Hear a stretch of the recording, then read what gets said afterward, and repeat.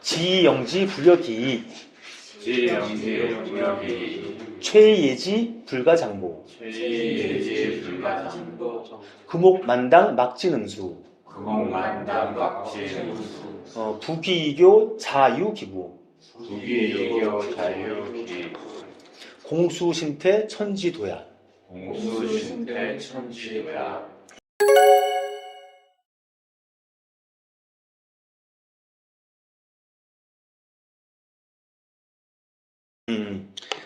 요거는 이렇게 보시면 돼요. 요 지영지 최예지 금옥만당 부귀교가 당시 제후들의 삶이었어요. 당시 귀족들의 삶, 귀족들이 추구했던 거. 자, 지영지는 뭐냐면 유지하는 것이죠.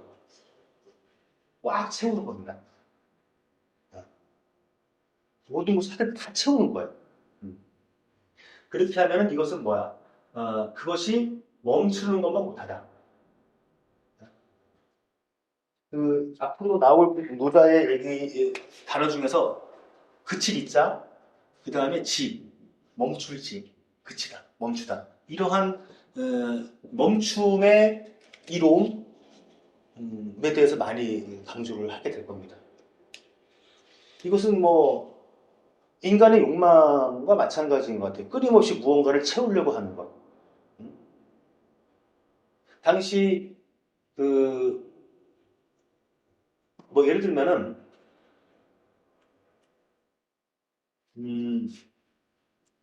춘추 시대와 전국 시대의 차이를 보면은요, 춘추 시대에 5패가 있습니다. 처음에 제황공, 진문공, 초장왕, 그다음에 오나라 함령, 월나라 부천 이렇게 치거든요. 근데 사실 오나라 월나라는 거의 전국 시대라고 보시면 돼요. 춘추 시대의 패자이긴 하지만 이들이 벌였던 어떤 전쟁이라든가 통치 형태들은 거의 전국 시대와 비슷합니다. 전쟁의 양상도 그렇고. 예를 들면은 춘추 시대에는 만약에 전쟁을 하고 있는데 저쪽에 제후가 상을 당했어요. 전쟁을 멈춥니다. 이런 거예요. 근데 전국 시대 그런 거 없습니다. 무조건 뒤통수 치고 뭐 그런 거 없어요. 다 뒤통수 치고. 자, 근데 어쨌든 근데 요 앞에 세 패자들을 보면은 멈춤이 있습니다. 예를 들면은 제황공, 그러니까 제황공은 관중의 고비를 받았죠. 관중의 통치를 보면은 끊임없이 확대하거나 확장하거나 하지 않습니다. 딱 어디까지? 패자로서의 역할은 어디까지? 그리고 양보할 땐 양보하고 약속을 지키고 했던 모습들이 다 나옵니다. 근데 전국 시대는 그렇지 않아요. 전국 시대의 어떠한 왕도 그칠 줄은 모릅니다. 이겨도 이기면 이긴 대로, 지면 진 대로 끊임없이 채우려고 하는 것이죠. 그러면 이제 우리가 역사 춘추 시대와 전국 시대에 예를 들면은 뭐 제황공이나 뭐 초장왕이나 이들의 어떤 통치와 전쟁에서 보여준 모습과 그 다음에 전국 시대에 뭐 진나라와 삼진이나 이런 애들이 보여준 모습을 비교를 해보면은 지영지하는 것보다는 멈추는 게 낫다는 걸 알 수 있죠. 최예지는 한마디로 요 병기를 날카롭게 갈고 닦는 겁니다. 이런 뜻이에요. 실제 최예지란 말이 병서에 보면 나옵니다. 어떻게 나오냐면 항상 군대를 날카롭게 유지를 해야 된다는 표현에서 최예지라는 표현이 나오거든요. 최예지를 통해서 나라를 보존한다는 말이 나와요. 그때 당시에 뭐 예를 들면 손자병법 들어보셨죠? 오기병법, 뭐 손무병법, 뭐 이런 식으로 병법서들이 꽤 전해지는 것들이 있어요. 알려진 것만 이렇고 또 많이 알려지지 않고 유출된 것도 상당히 많은데 그 병서들이 뭐예요? 바로 어떻게 하면은 장보, 이 나라를 오래 유지하고 보호할 것인가예요. 전쟁을 통해서. 그렇기 때문에 최예지를 통해서 장보를 하려고 했던 것인데 노자는 아닙니다. 최예지가 곧 오랫동안 보존하지 못하게 합니다.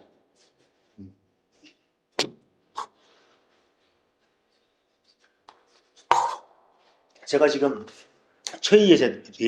최이예지 부분에서 위나라의 오기, 진나라의 상황, 그 다음에 진나라, 이렇게 좀 예를 들었는데요. 오기는 엄청나게 뛰어난 사람이에요. 그러니까 위나라에서 그 위문후 밑에 있었는데, 그 위문후의 지원을 적극적으로 받아가지고 그 전국시대 초반에 그 서쪽에 있는 진나라, 진시황의 진나라의 동쪽으로 진출을 완전히 가로막고 조금만 더 위문후가 살았으면은 어쩌면은 전국시대 판도를 달리할 정도로 아주 뛰어난 역량을 가지고 있는 사람이었거든요. 최이예지의 어떤 극단적인 최고의 모습이었죠. 싸워서 이기지 못하는 경우가 없었으니까. 근데 결과적으로 어떻게 됐냐면은 쫓겨났습니다. 위나라에서. 그리고 나서 이 초나라로 갔거든요. 초나라에 가서도 처음에는 그 왕의 뭐라 그럴까 지지를 전폭으로 받았어요.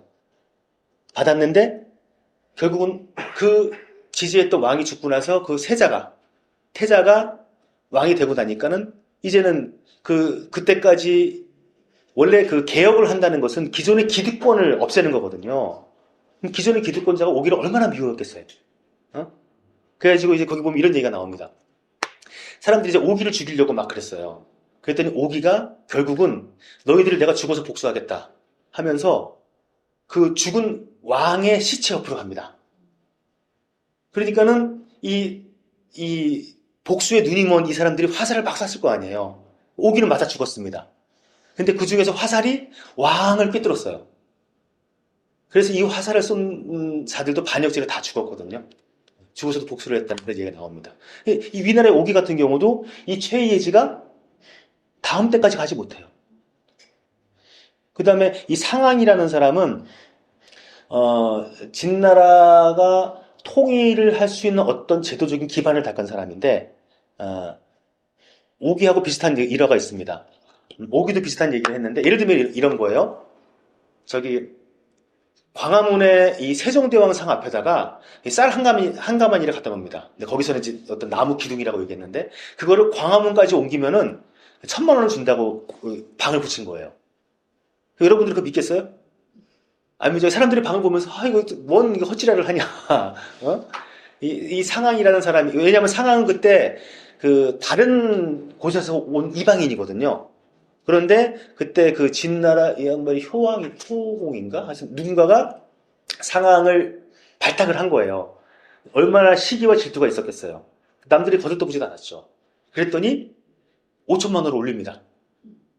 그러니까는 지나가는 어떤 수치한 애가 내가 한번 해보지 뭐 해서 그걸 옮겼어요. 그랬더니 5천만 원을 줬습니다.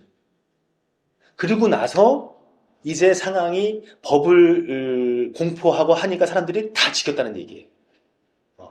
보통 법가에 있어가지고 하나의 큰 그 흐름의 한 축을 담당하는 사람이 상황인데 이 상황이 그 왕의 어떤 지지를 전폭적으로 받고 엄청난 개혁을 이루어내는 것이죠. 그래서 딱 한 가지예요. 신상필벌.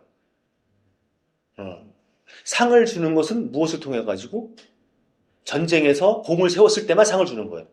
과거에는 뭐였죠? 아비가 귀족이면 내가 기득권을 가지고 있었어요. 근데 상황이 그걸 철저하게 다 가로막습니다. 태자조차도. 이런 식으로. 자, 그랬는데 당연히 오기처럼 상황을 지지했던 왕이 또 먼저 죽습니다. 그럼 어떻게 되겠어요? 이 상황은. 이제 도망가야 되는 거예요. 근데 상황이 어떤 법을 만들었냐면은 여러분 어렸을 때 보면은 북한에 대해 가지고 막 비판을 하면서 뭐라 그러죠? 5개의 집을 묶어가지고 서로 감시하게 하는 그런 시스템을 만들었다. 뭐 그런 얘기를 들어보셨죠? 이게 상황이 처음 만든 거예요. 5호 작동인가? 뭐 어쨌든 너무 오래돼서 까먹었는데 그런 것처럼 5집을 묶어가지고 만약에 누군가가 죄를 지면은 연좌제, 공동책임. 누가 만약에 따라다 도망갔다? 다 공동책임. 이런 식으로 해놨거든요. 그래서 함부로 거주지를 옮기지 못하게 했습니다.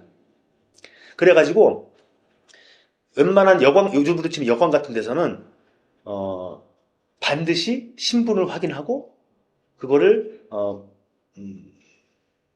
그 뭐라 그러죠? 이걸 적어야 됩니다. 여행의 목적이니 뭐니 뭐 이런 거 적어야 됩니다. 만약에 그거를 적지 않으면은 걸리면은 이제 영업 정지. 네? 이런 식으로 누가 만들었느냐? 상황이 만들었어요. 그래가지고 상황이 이제 도망 다니다가 이제 외국으로 도망가기 위해서 어디 변두리에 여관에 묵으려고 딱 했어요. 그랬더니 엄청난 돈을 주면서 나는 안 적게 해달라라고 했더니 이 주인장이 안 됩니다. 상황 어르신의 법을 지켜야만 합니다. 안 지키면은 뭐 우리는 뭐 죽습니다. 이런 식으로 얘기를 해가지고 결국은 자기가 만든 법에 이제 결국은 이제 희생이 되는 것이죠. 이 상황 같은 경우도 최이예지에 이해가 되는 겁니다. 진나라는 또 뭐 우리 알고 있잖아요. 진시황이 기원전 221년에 통일을 했는데 바로 이 전쟁을 통해서 통일을 했죠. 통일한 다음에 얼마나 갔죠? 20년 채 안 됐어요. 그렇죠? 뭐 그런 사례들을 보면은 노자의 이 얘기가 그냥 말은 아닌 거죠. 자, 금옥만당. 말 그대로 이때 당시에는 백성들은 먹을 게 없어가지고 굶는데도 그 왕들의 이 창고에는 이런 금은 보화가 꽉 차 있다는 그런 거죠. 근데 이 금옥이 아무리 꽉 차 있어도 어떻게 돼요? 그것을 능히 지킬 수가 없다. 네? 뭐 우리 그 역사를 보더라도 뭐 대표적으로 그 진시황이 뭐 아방궁을 만들다 뭐 그만뒀고 그 다음에 진시황이 죽고 나서 그 이대 왕인 그 호가 이제 그 엄청난 진시황의 왕릉을 만들죠. 그래서 온갖 금은보화를 들이밀고 그러는데 그게 다 도굴이 되죠. 실제 옛날에 삐까뻔쩍하게 만든 그 묘지들은 좀 지나면 다 도굴을 해갑니다. 지킬 수가 없는 거예요. 게다가 그 아방궁도 결국은 항우가 들어가가지고 다 불태워버리죠. 지킬 수가 없습니다. 부귀한 자가 교만하면은 스스로를 버리면서 위태롭게 된다. 뭐 이런 거고. 그래서 공수신태, 공을 이루고 나면은 물러나는 것이 천지의 도다. 그 3장에서 그런 얘기 나왔죠.